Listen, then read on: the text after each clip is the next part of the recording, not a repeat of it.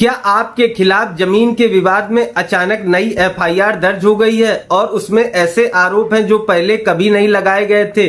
तो यह supreme court का फैसला आपके बहुत काम आ सकता है। आज मैं आपको एक बहुत महत्वपूर्ण कानूनी बात बताना चाहता हूं।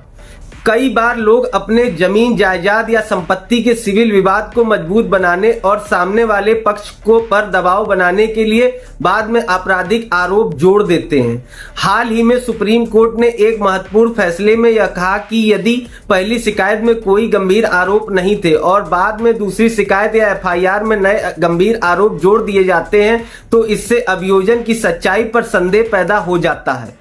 मामला एक पुराने भूमि विवाद से जुड़ा था जो वर्षों से सिविल अदालत में चल रहा था। हैरानी की बात यह है कि पिछली शिकायत में जबरन वसूली, धमकी, डराने धमकाने का कोई अपराध नहीं था, लेकिन लगभग 7 महीने बाद दर्ज एफआईआर अचानक 1.5 करोड़ की वसूली, धमकी, अन्य गंभीर आरोप जोड़ दिए गए।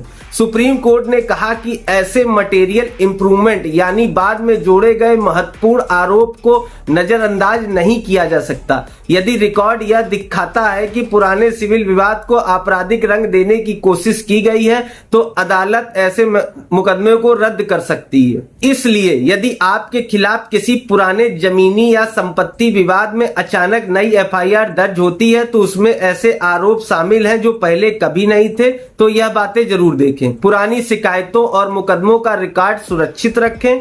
पहली शिकायत और बाद में एफआईआर का तुलनात्मक अध्ययन करें। तीसरा, देखें कि नए आरोप बाद में जोड़े गए हैं या नहीं। चौथा, ऐसे तथ्यों के आधार पर एफआईआर क्वेश्चनिंग की मांग की जा सकती है। याद रखिए, कानून का उद्देश्य न्याय देना है, किसी सिविल विवाद को दबाव बनाकर आपराधिक मुकदमे में बदलना बिल्कुल नहीं। मैं एडवोकेट देवऋषि सिंह ऐसे ही महत्वपूर्ण कानूनी जानकारियों को सरल भाषा में जानने के लिए फॉलो करें लीगल बाबा एसोसिएट। केस भीखू भाई वर्सेस गोविंद भाई Patel versus state of Gujarat, citation number 593/2026, supreme court. धन्यवाद।